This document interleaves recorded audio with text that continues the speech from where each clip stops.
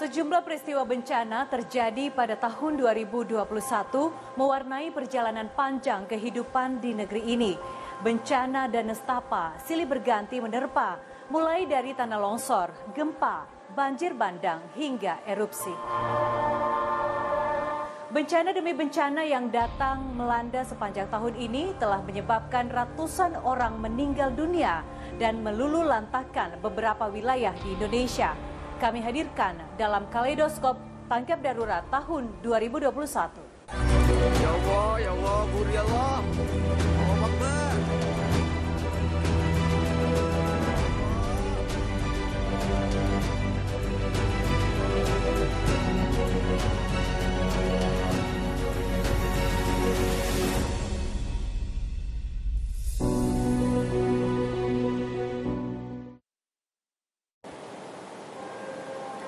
Duka mendalam mengawali tahun 2021. Pesawat Sriwijaya Air SJ182 rute Jakarta-Pontianak jatuh di perairan Kepulauan Seribu, menewaskan 62 orang di dalamnya. Tak lama berselang, bencana gempa berkekuatan magnitudo 6,2 mengguncang Kabupaten Mamuju dan Majene, Sulawesi Barat.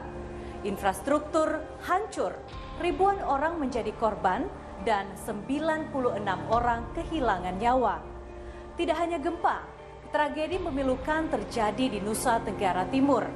Musibah banjir bandang melanda sejumlah kabupaten. 8.000 orang terpaksa harus mengungsi, dan lebih mengenaskan lagi, 182 orang meninggal dunia.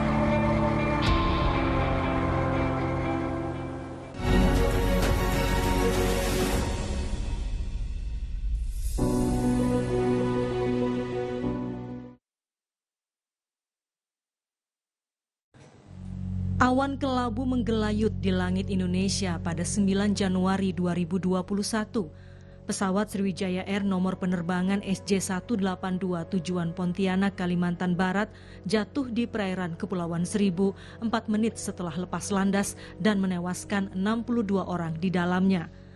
Pesawat jenis Boeing 737-500 itu membawa 40 penumpang dewasa, 7 anak-anak, 3 bayi, dan 12 kru.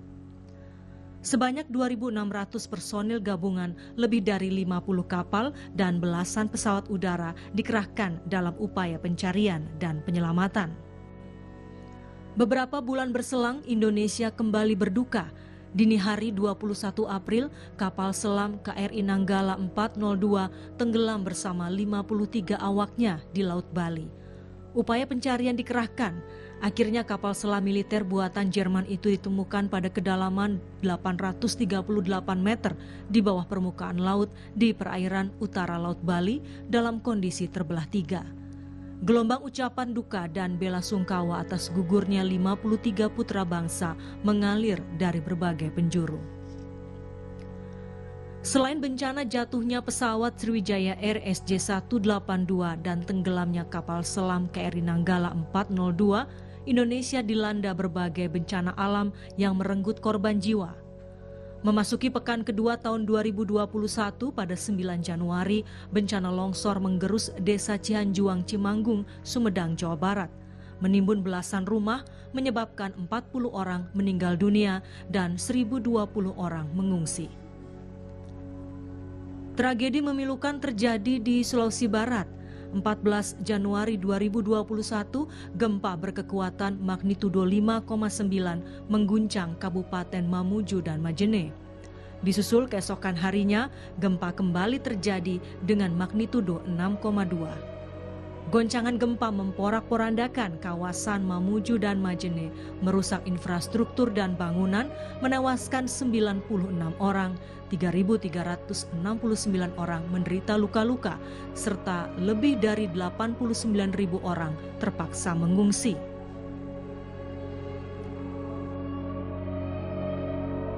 Pada 14 Februari, longsor melanda Kabupaten Nganjuk, Jawa Timur.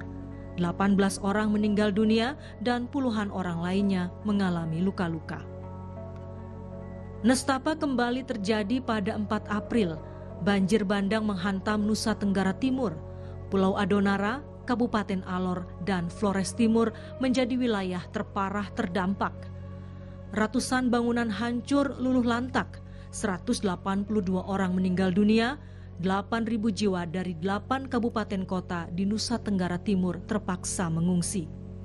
Kalau kita variabelkan dengan jumlah korban jiwa, maka ada 2 kejadian bencana di sepanjang tahun ini yang berdampak pada jumlah korban jiwa paling banyak, yaitu pertama gempa di Mamuju, Sulawesi, itu 105 korban tewas, 3 diantaranya hilang dan mungkin sudah bisa dianggap juga sebagai korban jiwa.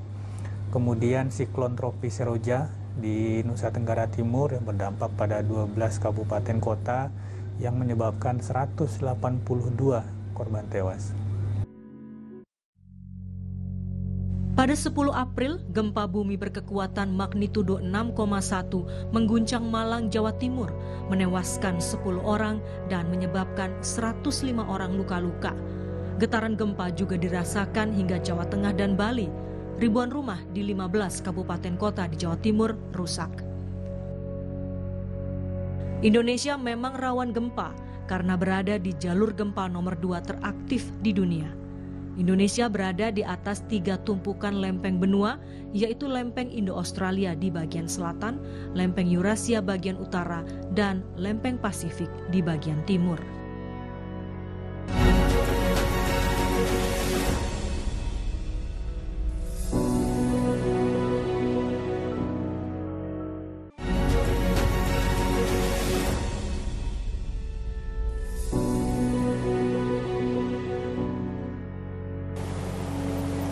Bencana hidrometeorologi masih mendominasi berbagai wilayah di Indonesia. Banjir terjadi di mana-mana, berdampak pada jatuhnya korban jiwa dan ribuan orang mengungsi, merusak rumah dan bangunan serta fasilitas umum. Banjir bandang bahkan terjadi di hampir semua provinsi di Kalimantan, juga di timur serta barat Pulau Jawa, serta di beberapa provinsi di Sumatera, Sulawesi, dan Nusa Tenggara.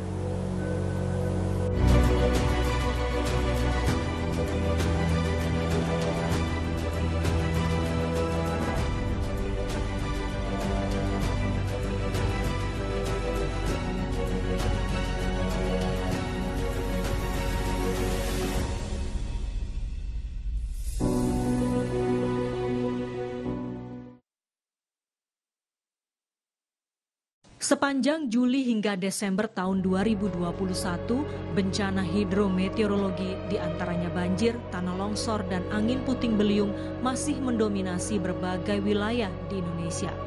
Berdampak jatuhnya korban jiwa, kerugian harta benda, merusak rumah, bangunan, dan fasilitas umum. Penyebabnya itu cukup kompleks, tidak ada satu single answer, ya. Artinya ada beberapa faktor yang berpengaruh terhadap kejadian bencana tersebut. Nah, bencana-bencana tersebut itu dapat dibedakan Jadi umumnya itu kan hidrometeorologi, ya, hidrometeorologi yang artinya dapat diprediksi hidrometeorologi itu. Misalnya tadi banjir, longsor, ya terutama, ya, atau banjir bandang itu dapat diprediksi dengan monitoring dan analisis. Namun seperti gempa itu masih sangat sulit diprediksi atau dikatakan tidak dapat diprediksi. Erupsi gunung api ya lebih mungkin untuk diprediksi, tetapi tidak mudah. Di bulan Juli, Aceh dilanda banjir sekaligus kebakaran hutan dan lahan. Anomali cuaca menyebabkan Aceh mengalami bencana hidrometeorologi basah bersamaan dengan hidrometeorologi kering. 6.400 orang terdampak banjir, serta 126,21 hektar areal hutan dan lahan terbakar. Pada bulan Agustus, banjir juga melanda sejumlah daerah. Ratusan rumah di Kota Padang, Sumatera Barat terendam banjir. Di Kabupaten Mandailing Natal, Sumatera Utara, 7 desa terendam banjir.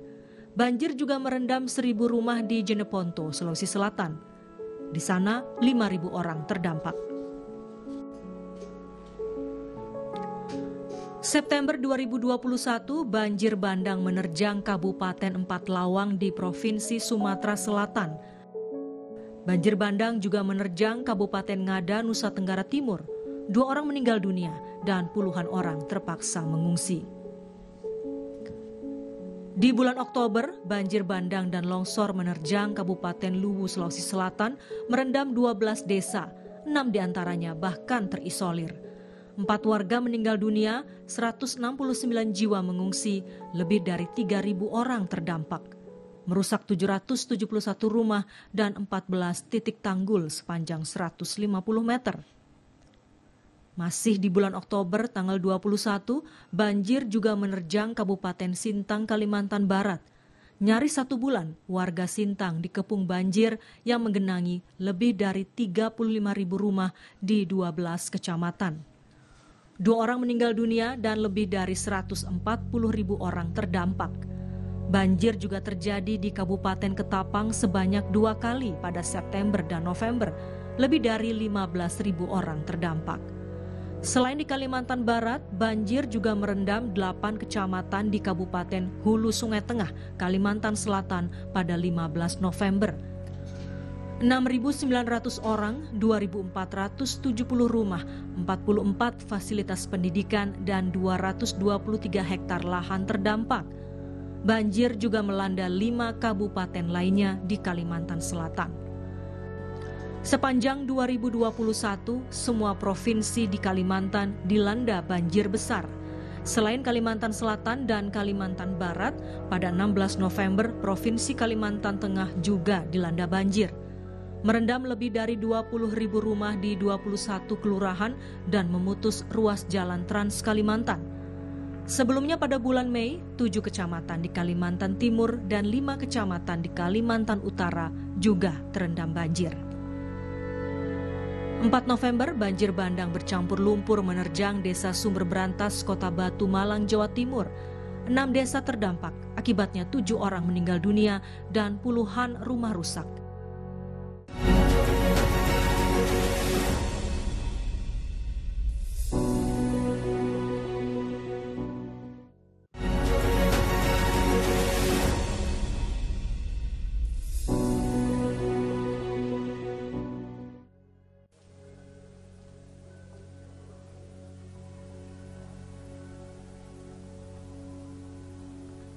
Nestapa dan duka kembali menyelimuti Indonesia di penghujung tahun 2021. Gunung Semeru, gunung tertinggi di Pulau Jawa itu mendadak erupsi. Awan panas, guguran, disertai hujan tebal abu vulkanik menyapu dusun dan desa di sekitarnya, merenggut korban jiwa dan merusak ribuan rumah. Tercatat hingga 20 Desember 2021, amukan Semeru mengakibatkan 50 nyawa melayang, 5 orang dinyatakan hilang, dan lebih dari 10.000 orang masih bertahan di pengungsian. Ya Allah, Guru ya Allah. Allahu Akbar.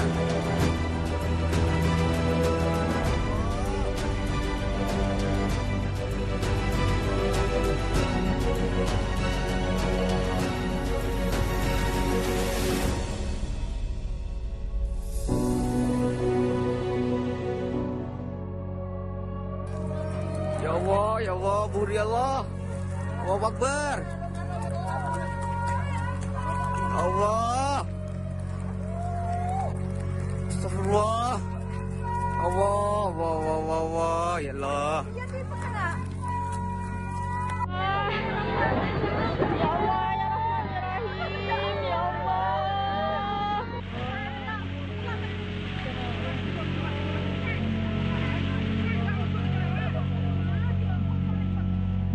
Petaka itu datang tak terduga pada Sabtu sore 4 Desember 2021.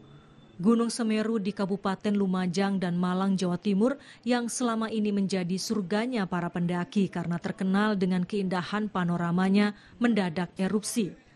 Awan panas guguran disertai hujan tebal abu vulkanik menyapu desa terdekat. 15 desa di 10 kecamatan terdampak. Kondisi terparah dialami 2 desa di 2 kecamatan di Kabupaten Lumajang, Jawa Timur. Warga panik berlarian berusaha menyelamatkan diri dari kejaran awan panas di tengah situasi gelap gulita dan angin kencang. Presiden Joko Widodo segera memerintahkan upaya tanggap darurat pencarian korban dan penanganan dampak bencana. Presiden Jokowi juga meninjau lokasi terdampak erupsi Semeru di Lumajang, Jawa Timur dan memberikan bantuan pada warga terdampak yang mengungsi di posko pengungsian. Kepala negara juga menyampaikan duka mendalam atas jatuhnya korban jiwa dan mendoakan semoga Tuhan Yang Maha Kuasa senantiasa melindungi bangsa Indonesia. Berdasarkan data Badan Nasional Penanggulangan Bencana, tercatat hingga 21 Desember 2021, amukan Semeru mengakibatkan 51 nyawa melayang, 38 korban luka-luka, dan lebih dari 10.000 orang mengungsi di 420 posko pengungsian. Erupsi gunung tertinggi di Pulau Jawa itu juga menyebabkan jembatan Geladak Perak sepanjang 192 meter penghubung Lumajang dan Malang terputus. Ribuan rumah, lahan, dan fasilitas umum rusak. Erupsi Semeru juga meninggalkan kisah haru dan memilukan para korban yang tak sempat menyelamatkan diri. Dalam masa tanggap darurat, tim SAR gabungan bahu-membahu melakukan upaya pencarian dan pertolongan korban. Selain itu juga difokuskan pada distribusi bantuan logistik berupa penyediaan 410 posko pengungsian, sarana air bersih, peralatan tidur, makanan siap saji, pakaian, selimut, dan masker, serta menyiapkan lahan relokasi untuk pembangunan hunian sementara di atas areal seluas total 90,98 hektar.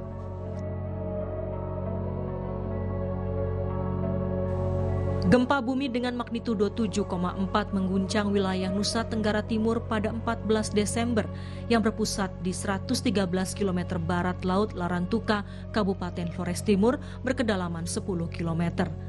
Guncangan gempa bahkan dirasakan hingga Kabupaten Selayar, Sulawesi Selatan. BMKG sempat mengeluarkan peringatan dini tsunami. Warga panik berlarian menyelamatkan diri. Sejumlah warga mengalami luka-luka, 350 rumah rusak, dan lebih dari 3.000 orang mengungsi. Sejumlah peristiwa bencana yang terjadi pada 2021 mewarnai perjalanan panjang kehidupan di negeri ini. Indonesia memang berada di wilayah cincin api atau Ring of Fire, sehingga bencana alam adalah keniscayaan yang setiap saat mengintai Ibu Pertiwi. Indonesia berada di jalur api teraktif di dunia karena dikelilingi oleh cincin api Pasifik yang disebut-sebut sebagai sabuk gempa bumi terbesar di dunia. Cincin api Pasifik memiliki banyak sesar atau rekahan yang memanjang sekitar 40.000 km mulai dari Jepang dan terhenti di Asia Tenggara. 75% gunung api di bumi ini berada di cincin api Pasifik. Indonesia memiliki 127 gunung api yang masih aktif, terbanyak di dunia dan menduduki peringkat pertama dengan jumlah korban jiwa terbanyak. Badan Nasional Penanggulangan Bencana mencatat hingga pertengahan Desember 2021 terjadi 2.812 bencana alam dan berakibat 646 orang meninggal dunia. Menteri Koordinator Pembangunan Manusia dan Kebudayaan Menko PMK Muhadjir Effendi pernah menyebut, jangan bermimpi Indonesia akan bebas bencana. Takdir Tuhan seakan menggariskan Indonesia hidup berdampingan dengan bencana, sehingga harus disikapi dengan lebih waspada dan tidak hanya fokus saat penanganan pasca bencana, namun juga selalu siaga mengantisipasi bencana. Presiden Joko Widodo mengingatkan pemerintah daerah untuk tak lelah mengajak warganya selalu siaga dan waspada mengantisipasi datangnya bencana. Presiden Jokowi juga mengimbau masyarakat meningkatkan kewaspadaan. Di tengah kondisi Indonesia yang juga sedang menghadapi ujian pandemi COVID-19, bukan perkara mudah untuk melakukan penanganan tanggap darurat bencana alam yang datangnya silih berganti. Perlu strategi kebijakan yang komprehensif, mulai dari antisipasi dan meningkatkan kewaspadaan masyarakat, langkah mitigasi hingga penanganan tanggap darurat pasca bencana agar masyarakat dapat terus bertahan di tengah kondisi sulit. Itu kalau dari tingkat provinsi, kita sudah memetakan bahwa ada 7 provinsi dalam 5 tahun terakhir yang merupakan daerah dengan frekuensi kejadian bencana paling banyak. Sehingga kita sudah menyampaikan ke pemerintah daerah karena bencana itu pasti berulang. Sekali dia terjadi di masa lalu, pasti dia akan terjadi lagi di masa depan. Artinya sebenarnya ketika kita memiliki sejarah di masa lalu, kita hidup di antara kejadian yang sudah dan menunggu kejadian yang akan datang. Hingga ini benar-benar perlu untuk kita sikapi supaya resiko yang sudah terjadi di masa lalu tidak terjadi di masa depan. Nah, ini sosialisasi ini sudah kita sampaikan, peta daerah rawan bencananya sudah kita buat, sudah kita sampaikan, estimasi potensi resikonya, berapa jiwa terpapar, berapa bangunan yang ada di lokasi rawan bencana juga sudah ada. Jadi bukan salah gempanya, bukan salah tsunami-nya, bukan salah Indonesia kok bikin negara di tempat seperti itu, bukan. Negara lain pun mengalami, beberapa negara seperti Jepang, New Zealand, Amerika, negara bagian California juga mengalami hal yang sama, tapi yang penting ada sistem mitigasinya, ada sistem peringatan dini yang handal.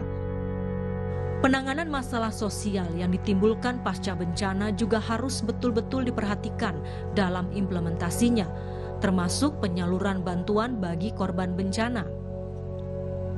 Menteri Sosial Tri Risma hari ini berkali-kali turun langsung ke berbagai lokasi bencana.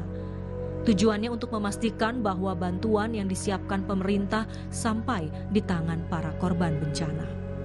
Bencana alam tak selalu jadi bencana, seringkali membawa berkah bagi manusia untuk dihayati dan direnungi. Bencana alam adalah pengingat bahwa kita harus memperhatikan keseimbangan alam dan lebih memperhatikan kemanusiaan. Bencana juga mengajari kita banyak hal, kerendahan hati, kemanusiaan, dan tolong-menolong. Semoga kita semua bisa belajar dari pengalaman. Bersabarlah wahai saudaraku yang saat ini dilanda musibah bencana. Semoga nestapa segera berakhir dan berganti dengan kebahagiaan.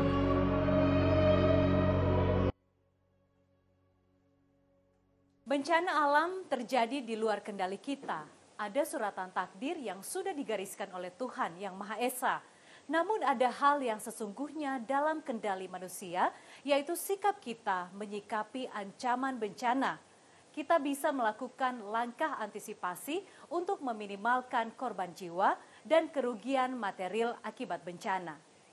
Badai pasti berlalu dan selalu ada pelangi setelah badai yang sangat buruk sekalipun.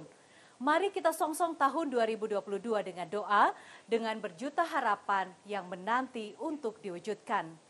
Atas nama seluruh kerabat kerja yang bertugas, saya Natasha Paruntu mengucapkan terima kasih atas kebersamaan Anda dalam menyaksikan Kaleidoskop Tanggap Darurat tahun 2021.